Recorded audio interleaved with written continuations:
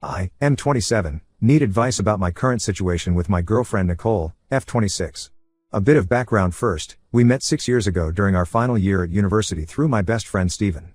Steven and I lived together in student housing and Nicole lived next door with her roommates. Steven knew Nicole from their shared economics classes and introduced us at a house party. I felt an instant connection with her but didn't act on it because she was dating Tom, her high school sweetheart, at the time. Over the years, Nicole and I stayed good friends through our friend group. We hung out almost every weekend with Steven and others, went on group trips, and celebrated holidays together. I watched her relationship with Tom fall apart after 4 years when he cheated on her with a coworker. I was there to support her through that breakup but still didn't make a move since she was vulnerable. She dated a few other guys casually after that while I dated other people too, but my feelings for her never went away. 7 months ago, Nicole and I finally got together after years of what our friends called obvious mutual pining. It happened at Steven's wedding where we were both part of the wedding party. After a few drinks and slow dances, we ended up talking all night about our feelings and shared our first kiss. The timing wasn't perfect since I was working in a different city 3 hours away, but we decided to try long distance. The first 2 months were challenging but we made it work through daily video calls and weekend visits. I had already been looking for better job opportunities and found a great position in her city that was also a step up in my career. While the relationship was a factor, the move made sense professionally too. After moving in together, everything was perfect. Nicole and I discovered we're incredibly compatible in ways I never imagined. We have similar sleeping schedules, share household responsibilities easily, enjoy cooking together, and have the same ideas about finances and future goals. My family absolutely adores her and her parents have practically adopted me as their son. Even my usually pessimistic sister says we're perfect together. However, something has been eating at me for months now. During those first 2 months of long distance, before we had officially defined our relationship, Nicole went on a cruise alone. It was a trip she had booked months before we got together, meant to celebrate completing her MBA. During the cruise, she mentioned in our calls that she met this guy Mark who was part of her dinner table group. She talked about him casually, saying they were hanging out with other solo travelers on the ship. After she returned, she told me that she and Mark had flirted a bit but assured me nothing serious happened. Since we hadn't had the exclusivity talk yet, I tried to be understanding despite feeling hurt. I didn't press for details because I was afraid of coming across as controlling so early in the relationship. But about a month later, I discovered through her friend Amy that there was more to the story. We were all hanging out at a bar when Amy, who had a few too many drinks, started teasing Nicole about her cruise romance. When I acted confused, Amy spilled everything. Apparently, on the last day during the flight back, Mark and Nicole got quite physical. They were sitting together and he was caressing her neck, running his fingers through her hair, and touching her thighs. Nicole even asked him to bite her arm playfully, saying just don't leave any visible marks. I felt sick hearing this. The thought of Nicole, who I had feelings for all these years, being intimate with another guy while we were dating, even if not exclusively, really hurt. When I confronted Nicole about this later that night, she got extremely defensive and started crying hysterically. She said she had been confused about our relationship status because of the distance and wasn't sure if things would work out between us. According to her, she was scared of fully committing because her previous relationships had ended badly. Nicole claimed nothing more happened beyond what Amy told me, but her extreme emotional reaction and refusal to discuss details made me suspicious. Every time I tried to talk about it, she would either start crying or shut down the conversation saying I had all the information I needed to make a decision about our relationship. Since then, we've been living together and everything seems perfect on the surface. Nicole is loving, attentive, and puts effort into making our relationship work.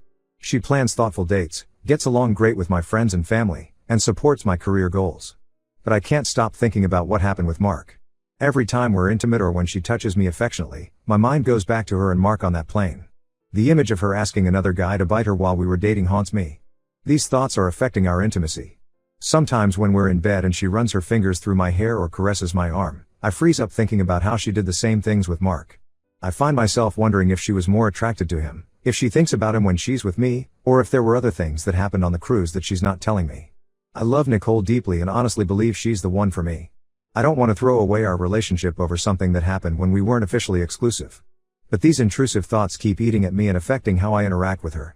Every time I try to bring it up to process my feelings, Nicole either breaks down crying or dismisses the conversation saying there's nothing more to discuss. I don't know what to do anymore. Should I just try to forget it happened and focus on how good our relationship is now? Or are these feelings going to keep festering and eventually destroy what we have? I need advice on how to handle this situation without ruining the best relationship I've ever had. Update 1: Things got significantly more complicated after my last post. Nicole noticed I was being distant and acting different during our usual couple activities. Last weekend, instead of our regular movie night cuddles, I sat at the other end of the couch. When she tried to hold my hand during our morning coffee ritual, I would find excuses to get up or move away.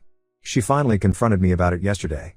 Nicole sat me down after dinner and asked what was wrong. She said she'd noticed how I barely touch her anymore and hardly look at her when we talk.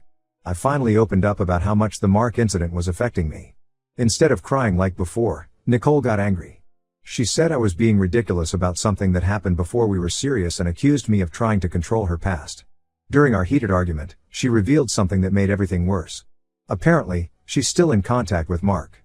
They've been following each other on Instagram since the cruise and occasionally interact through likes and comments. She claimed it was completely innocent, just two people who met on vacation staying casually connected through social media. When I asked to see their conversations, she refused, saying I was being controlling and that she had a right to privacy. The situation escalated when I went through her Instagram activity. I know it wasn't right, but I couldn't help myself, and found she had liked several of his recent vacation photos, including some shirtless beach pictures from his trip to Greece. There were flirty comments from her on his posts like "looks like paradise" and "making us all jealous here." When I confronted her about the comments, she accused me of stalking her social media activity. She said I was being obsessive and needed to trust her more. She brought up how I never had issues with her staying friends with Tom, her ex of 4 years, so why was I so threatened by someone she knew for just a week on a cruise? Our mutual friends are divided on this situation. Steven thinks I'm overreacting and says social media interactions don't mean anything. He reminded me how Nicole chose to be with me and even moved in together. But Amy, who originally told me about the plane incident, says she understands my concerns. According to her, Nicole had talked about having an intense connection with Mark during the cruise, something Nicole never mentioned to me. Last night, things reached a breaking point. Nicole was in the shower when her phone lit up with a notification. I saw Mark's name pop up with a message preview asking if she wanted to catch up since he would be in our city next month for a business conference. Nicole hadn't mentioned anything about this to me. I didn't open the message to read more, but when she got out of the shower, I asked her about it. She immediately got defensive and accused me of spying on her phone. She said she hadn't told me about Mark's upcoming visit because she knew I would overreact like this. According to her, he just wanted to grab coffee and catch up as friends. She said she hadn't even decided if she would meet him and was planning to discuss it with me first. We had a massive argument about boundaries and trust. Nicole said I was being insecure and controlling by monitoring her social media and phone notifications. I told her she was being disrespectful of our relationship by maintaining secret contact with someone she had an intimate encounter with. She countered that it wasn't a secret, she just didn't tell me because I get irrationally jealous whenever Mark's name comes up. This morning was incredibly tense. We barely spoke while getting ready for work. Nicole usually kisses me goodbye before leaving, but today she just walked out without saying anything. I received a text from her during lunch saying she needs space to think about whether she can be with someone who doesn't trust her. I feel lost. Part of me thinks I'm being paranoid and potentially ruining a great relationship over something that happened before we were exclusive. But another part feels like Nicole is gaslighting me by dismissing my concerns and making me seem like the unreasonable one. The fact that she's maintained regular contact with Mark all this time without telling me feels like a betrayal of trust. Steven called me during lunch break and said I need to get over my insecurities if I want to keep Nicole. He thinks I'm creating problems in an otherwise perfect relationship. But Amy texted saying I should trust my gut and that Nicole's behavior seems suspicious. She mentioned that Nicole had been acting weird lately, being very protective of her phone and taking calls outside. I don't know what to do anymore. Is it unreasonable to expect Nicole to cut contact with Mark? Am I being controlling by feeling uncomfortable about their ongoing communication? Or are my concerns valid? She's still not home from work and hasn't responded to my messages. I'm worried this might be the beginning of the end for us. Update 2: I wish I could say things got better, but everything has fallen apart even more. After our big fight about Mark's messages, Nicole and I reached an uneasy truce. She promised to be more open about her communications with him, and I tried to work on my trust issues. But things took a turn when Mark came to town for his business conference. Nicole told me she was going to meet him for coffee to catch up as friends. I wasn't happy about it but didn't want to seem controlling. However, I found out through Amy that they didn't just have coffee. Amy saw them at a restaurant having dinner and drinks. According to her, they looked very cozy and were there for several hours. When Nicole came home that night, she only mentioned having a quick coffee meet-up. I confronted her with what Amy had told me, and finally, the truth started coming out. Nicole admitted she'd lied about the dinner but said she didn't tell me because she knew I would get upset. During our argument, she finally revealed the full truth about what happened on the cruise. Apparently, she and Mark had kissed multiple times during the cruise, not just the one incident on the plane that I knew about. They had spent several nights together at the ship's bar, dancing and making out. She claimed they never slept together but admitted they had gotten pretty physical. She also confessed they had been texting regularly since then, though she insisted it was purely platonic. The worst part came 2 days ago. Nicole fell asleep on the couch while watching TV, and her phone kept buzzing with messages. I know I shouldn't have, but I checked her phone. The messages were from Mark, and what I found made me sick. They had been reminiscing about their time on the cruise, with Mark suggesting they should go on another one sometime. He called her his ship romance and referenced several intimate moments they shared that Nicole had never told me about. Nicole's responses were flirty and ambiguous. She told him she often thought about their moonlit adventures and how much fun they had together. When he suggested meeting up again when he's next in town, she replied with "that would be nice," followed by a winking emoji. I couldn't stay in the house after reading those messages. I packed some clothes and went to stay at Steven's place. Even Steven, who had previously defended Nicole, agreed that her behavior was inappropriate after I showed him screenshots of the conversations. Nicole has been calling and texting constantly, saying I'm misinterpreting everything.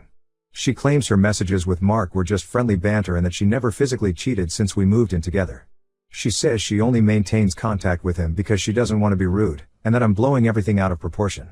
Yesterday, she sent me a long message saying she's willing to block Mark and go to couples counseling if I come back home. She said she realizes now that maintaining contact with him was disrespectful to our relationship. But I don't know if I can trust anything she says anymore. Each time I discover something new, it gets worse than what she initially told me. The hardship of this situation is really hitting me now. I'm still staying at Steven's place, trying to figure out what to do next. Amy told me she feels guilty for not telling me sooner that Nicole and Mark's cruise relationship was more serious than what Nicole had admitted. Apparently, Nicole had told her friends at the time that she had a hard time choosing between Mark and me when she got back from the cruise. I feel like such a fool. All those months of Nicole dismissing my concerns and making me feel crazy for being suspicious, she was lying the whole time. I don't know how to move forward from this. Every time I think about going back home, I imagine her texting Mark as soon as things calm down again. The worst part is that I still love her, but I don't think I can ever trust her again. How can I believe anything she says when she's been lying about Mark for our entire relationship? I'm starting to look for my own apartment now. I think it's time to accept that what I thought was a perfect relationship was built on lies from the very beginning. Update 3: I finally moved out permanently last week. After staying at Steven's place and taking time to think things through, I realized I couldn't trust Nicole anymore. The constant trickle-truthing about what happened on the cruise and her ongoing contact with Mark destroyed any faith I had in our relationship. Nicole tried everything to get me to come back. She sent long messages about how much she loves me and how she realized she made a huge mistake. She even shared screenshots showing she had blocked Mark on all social media platforms. She suggested couples counseling and offered to give me complete access to her phone and social media accounts to rebuild trust. But what Nicole didn't know was that Amy had told me something that made reconciliation impossible. Right after I moved out temporarily, Nicole had met up with Mark again. He was back in town for another business trip, and they spent an entire evening together at a hotel bar. Amy saw them there and said they were holding hands and looking very intimate.